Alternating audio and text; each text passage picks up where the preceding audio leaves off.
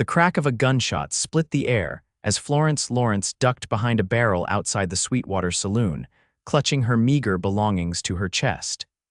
It was May 1875, and this wasn't exactly the welcome to Willow Creek she'd been expecting. A bullet splintered the wood just inches from her head as two drunken cowboys continued their dispute in the dusty Main Street, oblivious to her presence. Florence had traveled 3 days by stagecoach from Denver with nothing but $20 to her name, a letter of employment, and desperate determination. At 22, with no family left and few options for a respectable woman alone, the advertisement for a housekeeper at the Silver Creek Ranch had seemed like divine providence. "Get down, miss." Strong hands suddenly gripped her shoulders, pulling her fully behind the water trough as another shot rang out. Florence found herself staring into the most startlingly blue eyes she'd ever seen, set in a sun-bronzed face partially shadowed by a well-worn Stetson. "Those fools could hit anyone with their wild shooting," the man muttered, his voice deep with a slight drawl. He glanced at her frightened expression and softened. "You must be new to these parts." I just arrived," Florence stammered, becoming acutely aware of his proximity. "I'm to start work at the Silver Creek Ranch tomorrow. Mr. Nathan hired me as the housekeeper." His eyebrows rose in surprise. "Well, you're looking at the foreman of Silver Creek." He tipped his hat. "Samuel Norton, at your service, madam." The gunfight ended abruptly when the sheriff emerged from his office, sending the brawlers scattering. Samuel helped Florence to her feet, dusting off his worn leather vest. "Might as well escort you out to the ranch now," he offered, studying her travel-worn appearance. "It's 4 miles, and there won't be another wagon heading that way until tomorrow." Florence hesitated. Proper ladies didn't accept rides from strange men, but she was tired, hungry, and the idea of a real bed after days of travel was too tempting to refuse. "Thank you, Mr. Norton." "That's very kind." Samuel's wagon was loaded with supplies, leaving just enough room for Florence and her small carpet bag. As they left town behind, the vast Wyoming landscape opened before them, rolling grasslands, distant mountains purple against the sky, and the promise of a new beginning. "What brings a lady like you all the way out here?" Samuel asked, his eyes fixed on the trail ahead. Florence smoothed her travel-wrinkled skirt. "Work, Mr. Norton, and perhaps a new start." "Sam," he corrected. "Everyone calls me Sam out here." "Formality doesn't survive long in Wyoming territory." "Then you may call me Florence." She glanced at his profile, noting the small scar along his jawline. "Have you worked at Silver Creek long?" "5 years. Came west after the war with nothing but the clothes on my back and nightmares that wouldn't quit." His hands tightened on the reins. The open country has a way of healing a man. Florence understood that sentiment. "I'm hoping for something similar. After losing my parents to influenza last winter, Denver held too many memories." Sam nodded, not pressing for more, and Florence was grateful. They continued in comfortable silence until he pointed to a distant cluster of buildings nestled against a backdrop of cottonwoods. "There she is." Silver Creek. As they approached, Florence took in the sprawling ranch, a large 2-story house built of sturdy logs, a barn, bunkhouse, and various outbuildings. Cattle dotted the distant pastures, and several men on horseback moved among them. "It's larger than I expected," she breathed. "Mr. Nathan's built something special here," Sam agreed, pride evident in his voice. "Started with nothing 15 years ago, now runs one of the most successful cattle operations in the territory." They pulled up to the main house where a gray-haired man stepped onto the porch, pipe in hand. "Samuel, didn't expect you back so soon." His eyes landed on Florence. "And who might this be?" Sam helped Florence down from the wagon. "This is Miss Florence Lawrence, sir, your new housekeeper. Found her dodging bullets in town and figured I'd bring her out early." Robert Nathan studied Florence with keen eyes before his weathered face broke into a smile. "Well, that's fortuitous timing. The house has been lacking a woman's touch since Mrs. Abernathy left to care for her ailing sister." He extended his hand. "Welcome to Silver Creek, Miss Lawrence." Florence's first days at Silver Creek passed in a flurry of activity. The ranch house, while solidly built, had fallen into a state of bachelor disarray. She tackled each room methodically, sweeping, scrubbing, organizing, and bringing order to chaos. The kitchen became her domain, and she took pride in serving meals that brought appreciative murmurs from Mr. Nathan and the handful of ranch hands who ate at the main house. Sam was often absent during daylight hours, overseeing the spring roundup and cattle branding. But each evening he would appear at the dinner table, hat in hand, his face weathered from hours under the sun. Florence found herself watching him when she thought no one would notice the way his eyes crinkled when he smiled, how his hands, rough from work, handled his utensils with surprising grace. 2 weeks into her employment, Florence was hanging laundry when she heard hoofbeats approaching. Sam rode up, leading a second horse, a gentle-looking chestnut mare. "Miss Florence," he called, dismounting with fluid ease. "Beautiful day for a ride, wouldn't you say?" Florence eyed the second horse skeptically. "I'm afraid I've never ridden, Mr. Norton." A look of exaggerated shock crossed his face. "Living on a ranch and never sat a horse, that won't do at all." His smile was infectious. "It's Sunday, even the Lord rested, and you haven't taken a moment's break since you arrived." "I have laundry to finish and bread rising in the kitchen. It'll wait." He held out his hand. "Come on, you can't truly know Silver Creek until you've seen it from horseback." Something in his eyes, a mixture of challenge and genuine desire to share something he loved, made resistance impossible. Florence secured the last sheet on the line. "I'm not dressed for riding," she protested weakly, gesturing at her work dress. "Lucille here is gentle as a lamb. You'll be fine side saddle." When she still hesitated, he added, "I promise to have you back before the bread falls." 20 minutes later, Florence found herself perched somewhat precariously on Lucille's back, following Sam along a trail that wound through stands of aspen and pine. Initially tense, she gradually relaxed, trusting both the horse and the man who rode slightly ahead, occasionally glancing back to check on her. They emerged on a ridge overlooking a vast expanse of the ranch. Silver Creek itself twisted through the landscape like a ribbon caught in the breeze, reflecting the blue sky above. "It's breathtaking," Florence admitted, drinking in the view. Sam dismounted and helped her down, his hands firm yet gentle at her waist. "This is my favorite spot on the whole ranch. Comes to mind whenever I'm away." They stood side by side, letting the horses graze nearby. Florence was acutely aware of Sam's presence beside her, his height, the scent of leather and horses that clung to him, the quiet strength he radiated. "How did you come to be a foreman so young?" she asked, genuinely curious.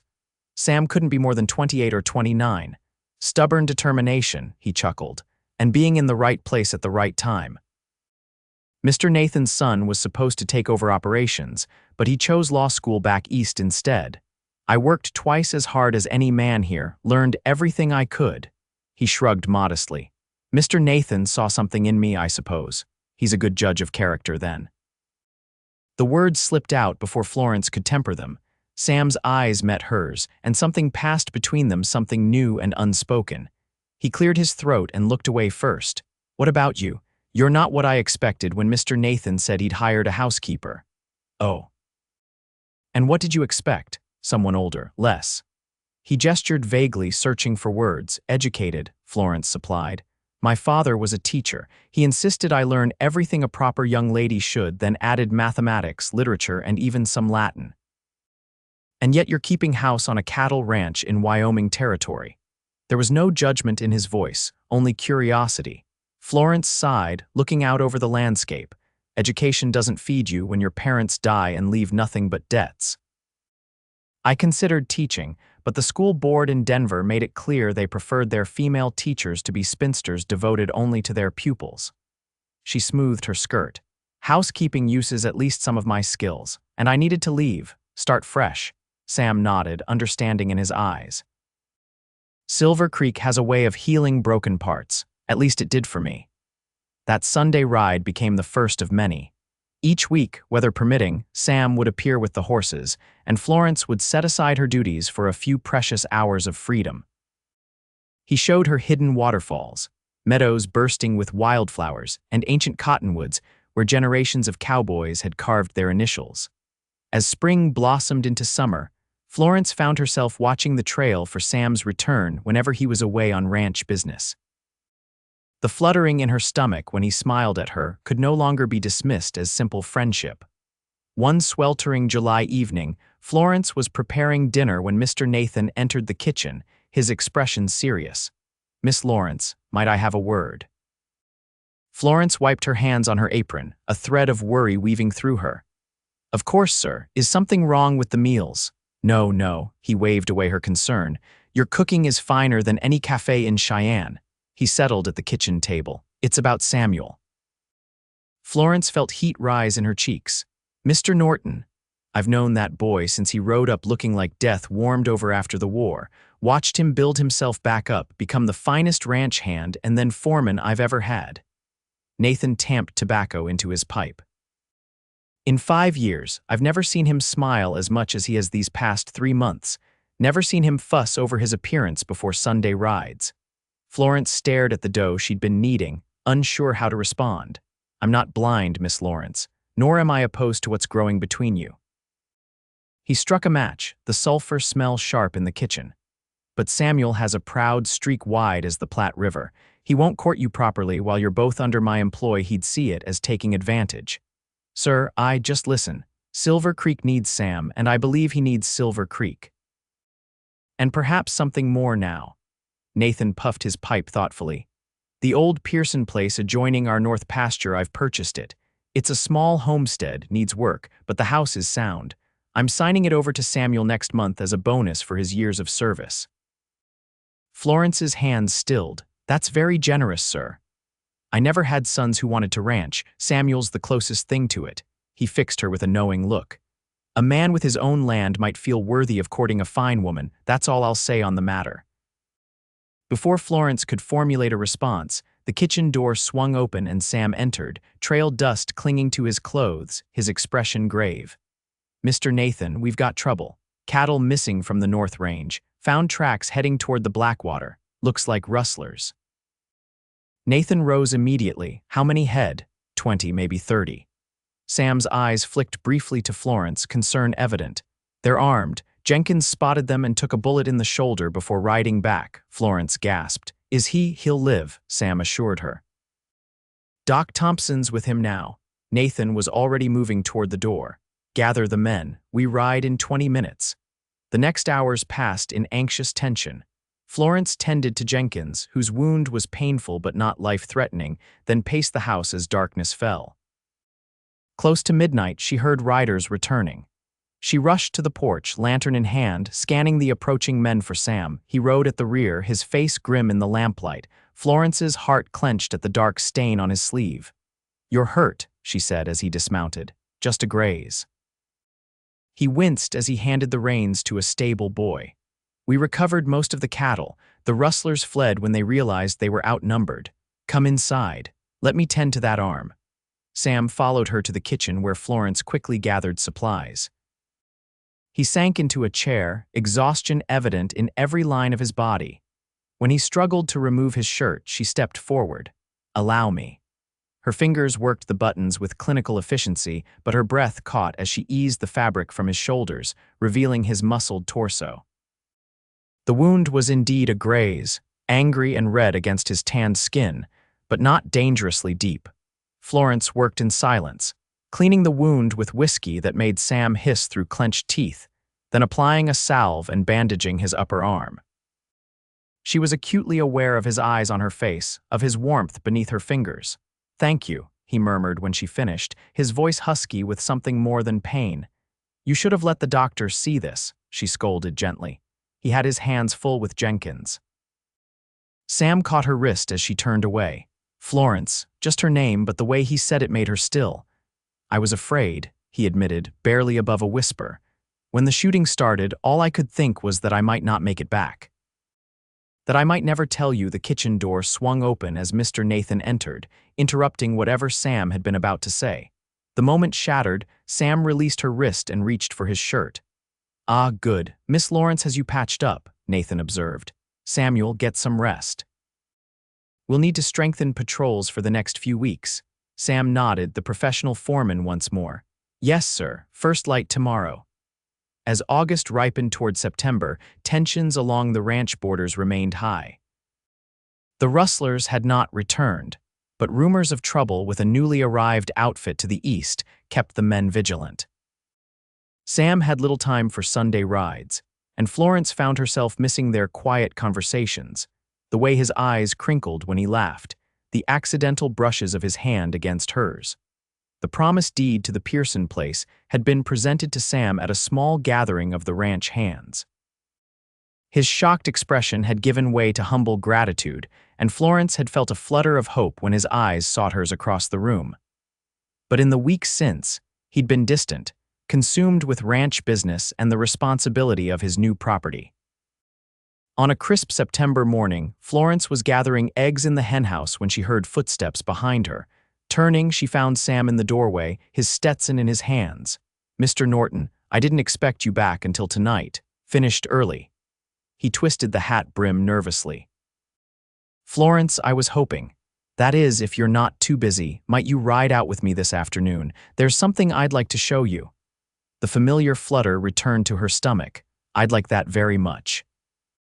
3 hours later, they rode side by side along a trail Florence hadn't seen before.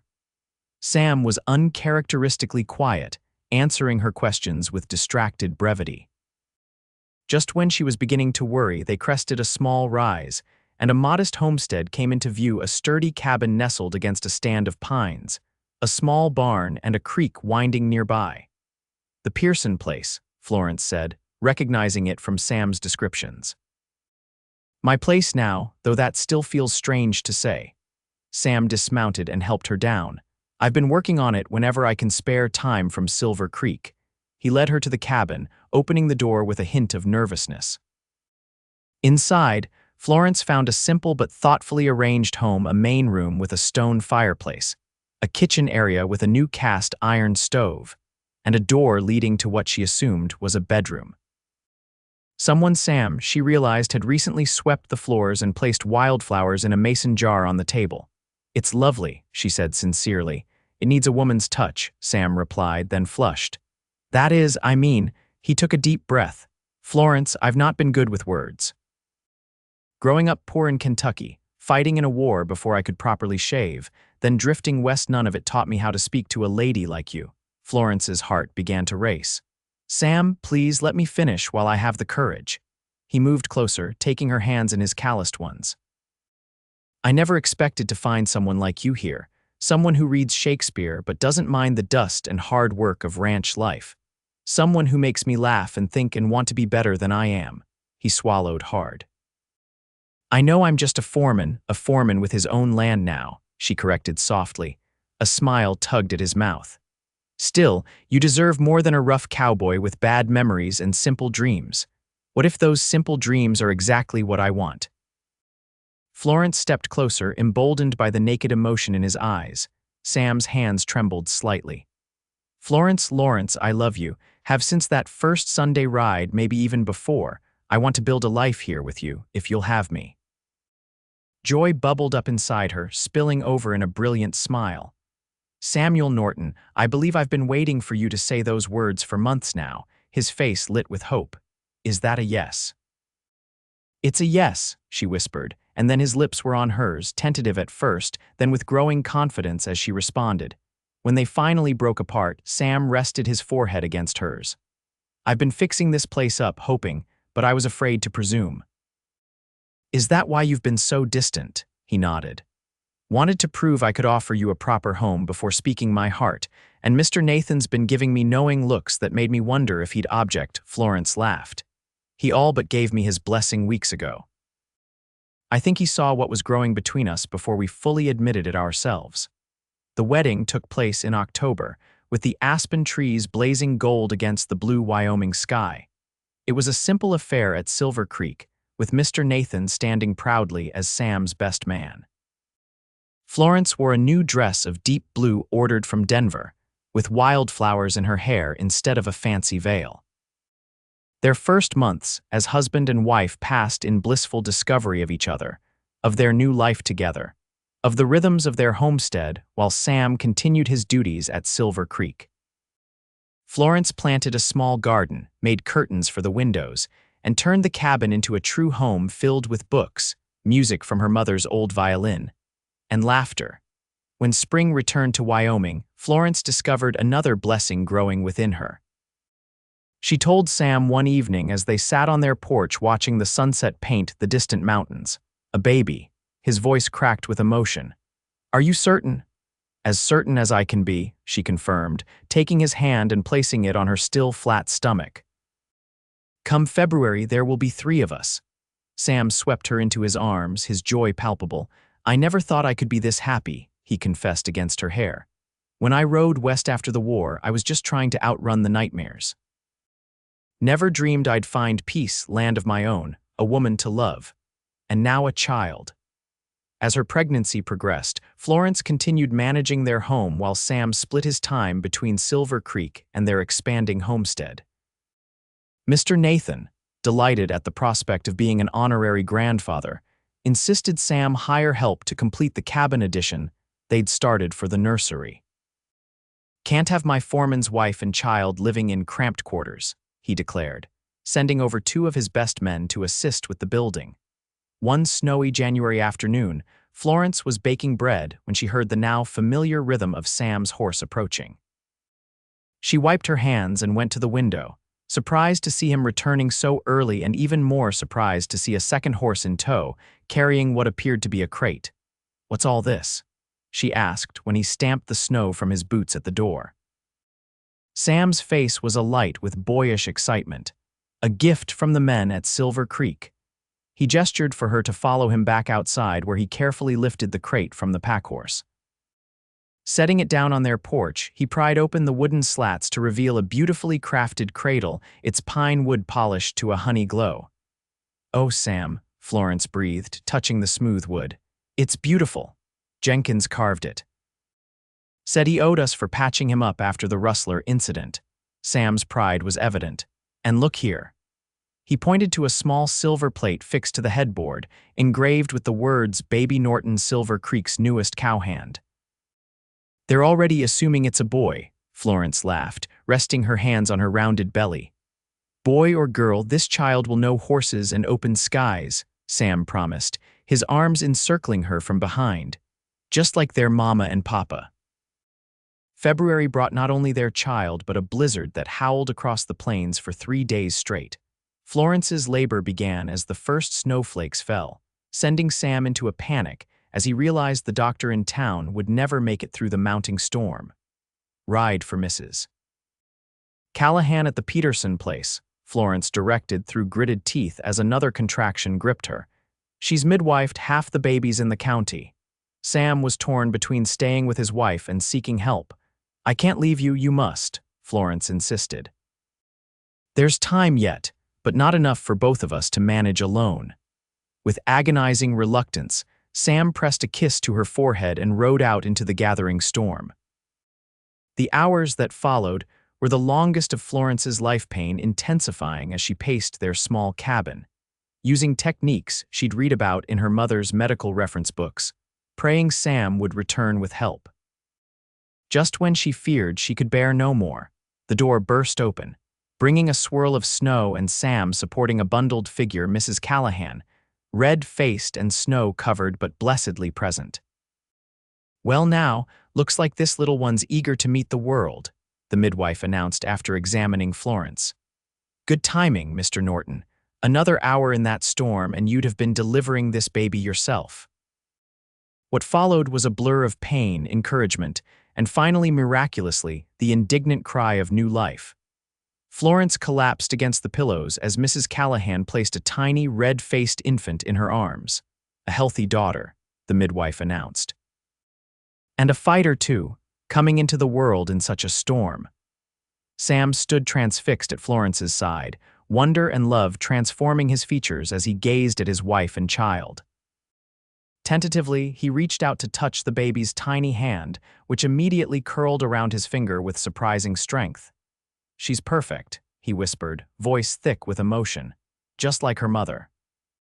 They named her Sophia Grace Sophia, after Sam's mother, and Grace for the blessing she represented in their lives. As winter yielded to spring, Little Sophie became the center of their world, her blue eyes so like her father's, taking in everything with curious intensity.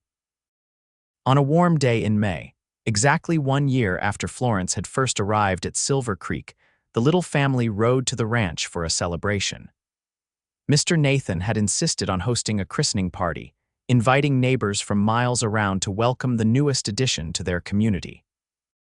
As they approached the familiar buildings, Florence felt a wave of nostalgia.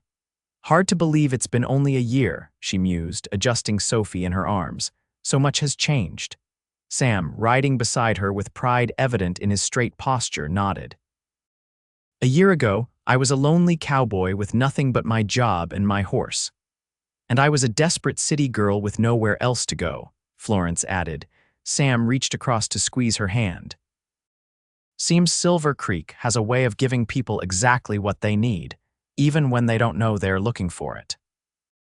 The celebration was everything a proud grandfather figure could arrange, a feast that left the tables groaning. Music from a fiddle player Mr. Nathan had hired from Cheyenne, and enough cooing and fussing over little Sophie to last a lifetime. Near sunset, Florence found herself on the porch of the main house, baby sleeping against her shoulder, watching Sam demonstrate rope tricks to some of the local children. His hat the same worn Stetson he'd been wearing when he pulled her to safety, that first day sat slightly askew on his head as he laughed at the children's attempts to imitate him. Mr. Nathan joined her, pipe in hand, his eyes crinkling with satisfaction as he surveyed the scene. "You've given him something I never could, Miss Florence," he said quietly. "A reason to build something lasting." Florence smiled. "He's given me even more, a home, a family." She brushed a kiss against Sophie's downy head, "a future filled with love." Nathan nodded approvingly. "And to think, you came to my ranch looking only for work." "And I'm leaving with so much more," Florence agreed, watching as Sam caught sight of her and tipped his hat with a wink that still made her heart skip. Later that night, as they prepared to depart, Sam placed his beloved Stetson gently on Florence's head. "Looks better on you anyway," he teased, adjusting it slightly. "My girls need protection from the sun." As they rode away from Silver Creek, Florence wearing Sam's hat, little Sophie bundled securely against her chest, she reflected on the extraordinary journey of the past year. She had indeed come to the ranch for work, desperate and alone. She was leaving as a wife, a mother, her heart full to bursting with a love she'd never imagined possible. "Happy?" Sam asked, noticing her thoughtful expression. Florence adjusted the hat on her head and smiled at her husband, at the life they'd built, at the future stretching before them like the vast Wyoming sky.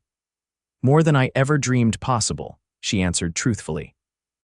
And as their little homestead came into view against the setting sun, Florence Lawrence Norton knew she had found not just work, but her true home.